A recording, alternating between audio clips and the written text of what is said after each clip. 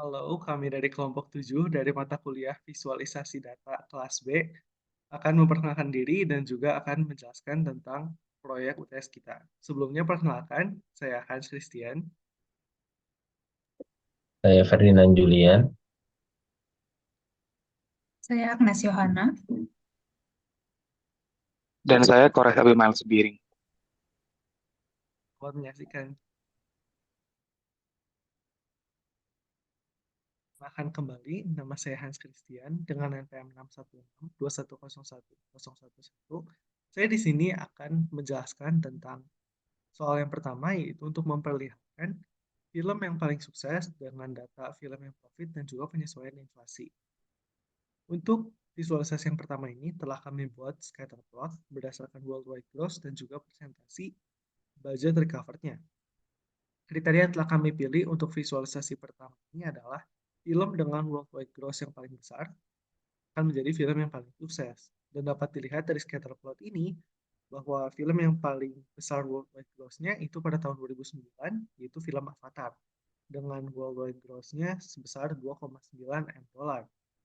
Dan di sini dapat dilihat juga bahwa pada tahun 1982, film E.T. memiliki persentase budget recover terbesar, yaitu sebesar 7.552%. Namun, film E.T. ini tidak kami pilih sebagai film yang paling sukses karena kriteria kami hanya melihat worldwide gross dan bukan presentasi budget recover. Untuk visualisasi yang kedua, kami bentuk seperti ini. Dengan kriterianya adalah jika film tersebut berhasil memperoleh budget return sebesar 20 kali dibandingkan budgetnya, maka film tersebut dapat termasuk ke pilihan kami ini. Dan dapat dilihat pada tahun 1970-an dari film-film yang telah terpilih, film Star Wars menjadi film yang paling sukses pada tahun 1970-an karena memiliki budget recovered sebesar 70,49 kali dibandingkan budgetnya dengan worldwide gross 775 juta dolar. Dan ini menjadi film yang paling sukses karena budget recovered-nya itu paling besar dibandingkan film yang lain seperti Beast dengan 66 kali, Jaws dengan 52,95 kali, dan The Exorcist dengan 36,75 kali. Pada tahun 1980-an, film yang paling sukses menurut kami adalah film E.T. dengan budget recovered-nya yaitu sebesar 75,52 kali dari budgetnya. Dibandingkan film-film yang lainnya, yang budget recovery-nya itu mendekati angka 20-an. Sedangkan IT mendekati angka 70-an. Pada tahun 1990-an, dapat dilihat bahwa tidak ada film yang budget recovery-nya itu mendekati angka 70-an daripada budgetnya. Karena dapat dilihat dari sistem pewarnaan di sebelah kiri sini, maka dapat dilihat bahwa dengan warna merah yang lebih muda, dia budget recovery-nya akan lebih besar dibandingkan warna merah yang lebih tua. Dan di sini dapat dilihat bahwa film Pretty Woman menjadi film yang paling sukses pada tahun 1990-an berdasarkan kriteria kami karena memiliki budget recovered yang paling besar di antara film-film yang lainnya pada tahun 1990-an. Pada tahun 2000-an dapat dilihat bahwa satu-satunya bar yang berwarna hijau itu dari film My Big Fat Greek Wedding dengan budget recovered-nya sebesar 73,75 kali daripada budgetnya. Dan ini menjadi film yang paling sukses yang kami pilih karena budget recovery-nya paling besar di antara film-film yang lainnya. Pada tahun 2010-an dapat dilihat bahwa warna merah yang paling muda adalah dari film The King's Speech dengan budget recovery-nya sebesar 28,49 kali dibandingkan budgetnya. Maka karena ini budget recovery yang paling besar antara film-film yang telah melewati kriteria kami, maka dialah film yang paling sukses yang kami pilih. Untuk tahun 2020-an dapat dilihat bahwa datanya tidak diperlihatkan pada visualisasi ini karena film-film pada tahun 2020-an tidak melewati kriteria kami, yang berarti film-film pada tahun 2020-an budget recovery-nya tidak melewati minimal 20 kali dari budgetnya. Halo Pak Limjin, perkenalkan nama saya Ferdinand Julian dengan NPM 61620001138. Di sini saya akan menjelaskan soal nomor 1 yaitu film yang tersukses sepanjang masa. Nah, di sini untuk yang pertama saya akan menggunakan packet bubble seperti yang bisa dilihat pada visualisasi tersebut. Nah, di sini terdapat 6 dekade yang digunakan pada data tersebut, yaitu yang diawali pada tahun 1970-an hingga pada tahun 2020-an. Untuk tahun 1970-an, film dengan worldwide gross tertingginya diperoleh oleh film Star Wars dengan worldwide grossnya sebesar 775 million. Kemudian, untuk tahun 1980-an, film dengan worldwide gross tertinggi adalah film E.T. dengan worldwide gross-nya sebesar 793 miliar. Lalu pada tahun 1990, film dengan worldwide gross tertinggi adalah film The Lion King dengan worldwide gross-nya 2.727 miliar. Selanjutnya, untuk film tahun 2000-an, film dengan worldwide gross tertinggi adalah film Avatar dengan worldwide gross-nya 2.923 miliar. Lalu, untuk film tahun 2010-an, film dengan worldwide gross tertinggi adalah film Avengers Endgame dengan worldwide gross-nya ialah 2.798 miliar. Terakhir, untuk tahun 2020-an, film dengan worldwide gross tertinggi adalah film Avatar 2 dengan worldwide gross-nya yaitu 2.242 miliar. Nah, selanjutnya, di sini kita akan menggunakan tree map. Bisa dilihat pada visualisasi tersebut, kita menghubungkan antara budget film tersebut dengan persen budget yang mereka peroleh atau bisa kita sebut keuntungan. Nah, bisa kita lihat di sebelah kiri atas pada tree map ini, film E.T. menggunakan budget sebesar 11 miliar dengan persentase budget recovery-nya 75,52%. Lalu ada film My Big Fat Greek Wedding dengan budgetnya hanya 5 miliar, namun persentase budget recovery-nya 73,75%. Kemudian ada film Star Wars dengan budgetnya hanya 11 miliar saja, namun persentase budget recovery-nya 70,49%. Nah, di sini yang kita tampilkan adalah hanya persentase budget recovery yang tertinggi. Namun bisa kita lihat di sebelah kanan ini, budget yang digunakan film tersebut adalah paling rendah 5 miliar, sedangkan paling besar itu 2.628 miliar. Nah, bisa kita lihat contohnya di sini, ada film The Lion King. Dia budgetnya dengan 305 miliar, namun persentase budget recovery-nya 30,03%. Bisa kita lihat bahwa persentase budget recovery-nya itu cukup besar untuk film dengan budget yang sangat tinggi. Nah, dari visualisasi tree map ini, semakin film tersebut berada di sebelah kanan dan juga berada di sebelah bawah, film tersebut memiliki persentase budget recovery-nya yang lebih rendah lagi. Nah, bisa kita lihat di sini ada film Solo A Star Wars Story. Dia menggunakan budget sebesar 300 miliar.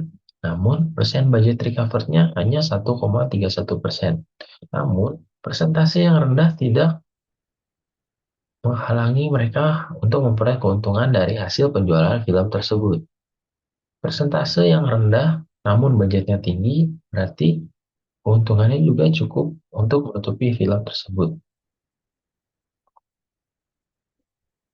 Baik, kali ini saya akan menjelaskan mengenai pengaruh nilai inflasi yang telah disesuaikan dengan pendapatan penjualan tiket dari film terhadap nilai penjualan tiket pada film pada tahun tersebut. Kita dapat lihat bahwa pada tahun 2009, film Avatar mampu mencapai penjualan tiket paling tinggi, yaitu sebesar hampir 3.000 miliar.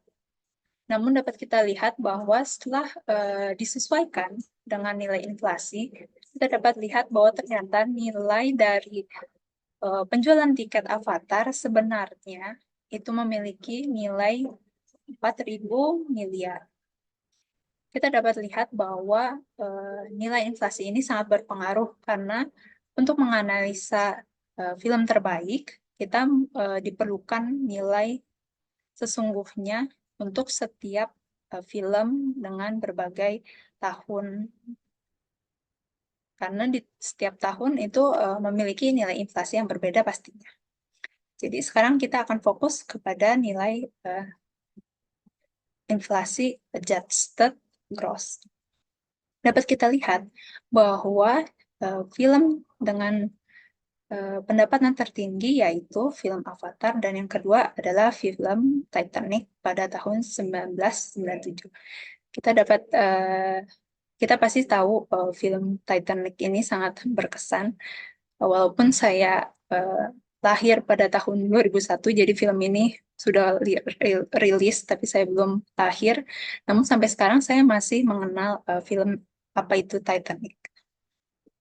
Namun dalam fokus kita terhadap investasi jangka panjang, tentunya film Avatar ini masih menjadi film yang paling baik. Kenapa? Karena Avatar ini merupakan film yang masih bisa dibuat pengembangan dalam bentuk bisnis yang berbeda. Contohnya, saat ini kita tahu bahwa Avatar itu memiliki video games. Nah, di situ kita dapat lihat bahwa walaupun film Avatar ini ceritanya dalam bentuk film baru muncul sudah muncul pada tahun 2009, namun pada tahun-tahun ini cerita ini masih digemari oleh banyak orang. Makanya film Avatar saya pilih sebagai film terbaik sepanjang masa.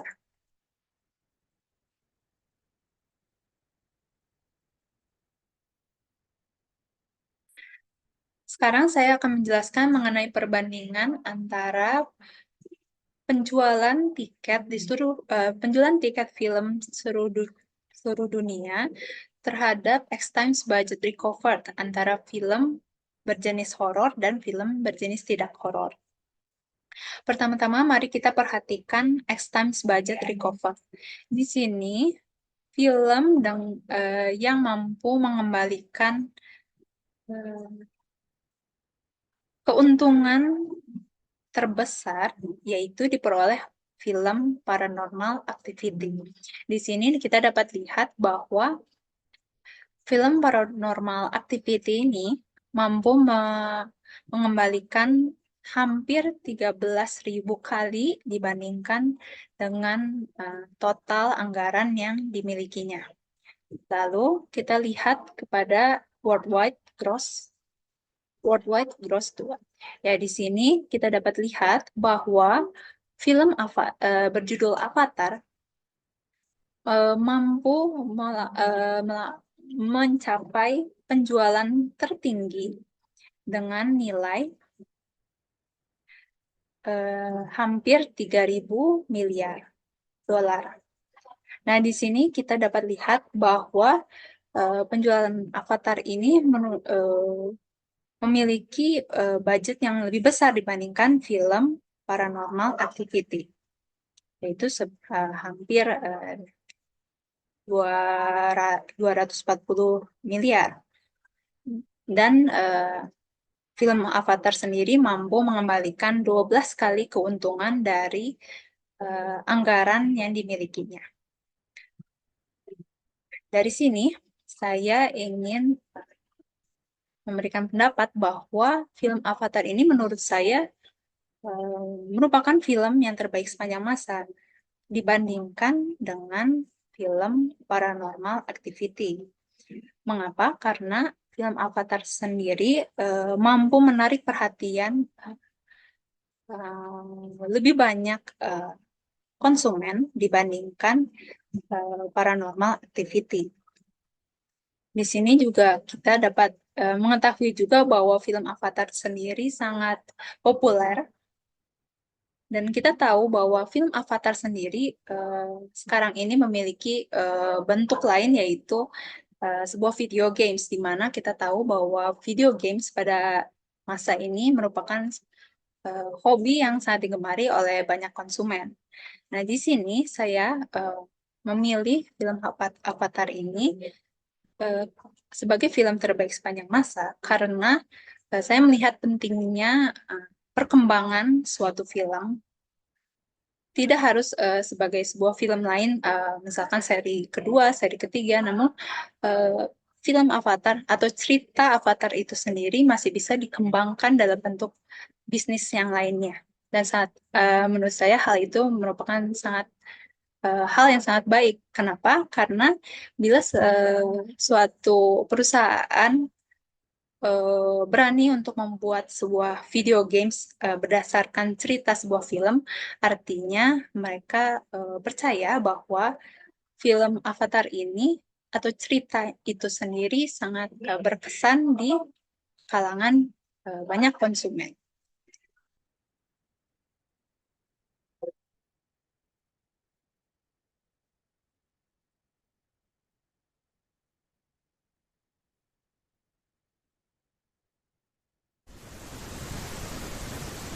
Halo Pak Lincin, perkenalkan kembali nama saya Kores Wimal Semiring dengan NPM 6162001193 dari kelompok 7. Sini saya akan menampilkan 3 visualisasi. Yang pertama akan saya tampilkan genre film terlaris setiap dekadenya. Di sini kita menggunakan data worldwide gross dari dekade 70 sampai 2020. Nah, dengan menggunakan data worldwide gross dari dekade 1970 hingga 2020, visualisasi ini menampilkan genre film non-horor yang mendominasi secara global berdasarkan pendapatannya. Nah, analisis juga menunjukkan bahwa genre non-horor menunjukkan kenaikan pendapatan yang signifikan dari waktu ke waktu, khususnya hingga dekade 2010. Kita bisa lihat dari 1970 sampai dengan 2010, grafiknya naik secara signifikan. Berlain hal dengan genre horor yang mengalami penurunan. Bisa kita lihat dari 1970 sampai tahun dekade 2000 mengalami penurunan, tetapi di dekade 2010 mengalami kenaikan yang cukup tinggi. Nah, hal ini menunjukkan tren kuat dalam preferensi penonton terhadap jenis film tertentu, dengan genre non-horor menjadi lebih dominan dan lebih menguntungkan secara finansial. Visualisasi kedua, ini kita akan menampilkan besar keuntungan per film tiap dekadenya, dan juga dipisahkan berdasarkan genrenya horor dan non-horor. Di dekade 70 kita bisa melihat di genre non-horor itu dipimpin oleh Star Wars, dan di horornya dipimpin oleh Jaws. Untuk dekade 1980, keuntungan paling tinggi di genre non-horor itu dipimpin oleh film E.T. Selanjutnya di dekade 1990, film dengan keuntungan tertinggi itu dipegang oleh film Titanic. Sedangkan untuk genre horornya dipimpin oleh Blair Witch Project. Selanjutnya di dekade 2000, film paling banyak keuntungannya dipimpin oleh Avatar. Sedangkan untuk non-horornya dipimpin oleh Signs. Dekade selanjutnya, film terlaris dari genre non-horor itu dipimpin oleh Avengers Endgame, sedangkan non-horornya dipimpin oleh The Meg. Di dekade terakhir, yaitu 2020, film dengan keuntungan tertingginya dipimpin oleh Spider-Man No Way Home. Selanjutnya, cukup berbeda dengan visualisasi yang sebelumnya. Ya, di sini adalah visualisasi film terlaris sepanjang masa dengan kriteria itu berdasarkan persentase budget recover. Kalau dari tadi kita melihat bahwa film non-horor yang mendominasi, tetapi dengan kriteria persentase budget recover ini malah kebalikannya. Sebaliknya, film horor mendapatkan peringkat tertinggi, yaitu di Paranormal Activity. Nah, dengan mempertimbangkan parameter film terlaris sepanjang masa berdasarkan persentase budget yang di-recovery terhadap genre horor, terbanyak dari genre horor, dapat disimpulkan bahwa produksi film genre horor itu memiliki biaya produksi yang relatif lebih rendah dibandingkan dengan film non-horor. Oleh karena itu, meskipun pendapatan film non-horor bisa mencapai keuntungan yang besar, tetapi persentase budget recovery-nya tidak sebesar film horor. Nah, hal ini menunjukkan bahwa film genre horor cenderung lebih efisien dalam memanfaatkan anggaran produksi mereka, hingga mampu mencapai tingkat keuntungan yang tinggi, meskipun dengan budget yang lebih rendah dibandingkan dengan film non-horor. Dari visualisasi ini kita bisa lihat bahwa lingkaran yang besar ini yang berwarna biru itu merupakan genre film horor, yang mayoritas jauh lebih besar daripada genre non-horor. Sekian presentasi dari hasil diskusi kami dari kelompok 7. Terima kasih.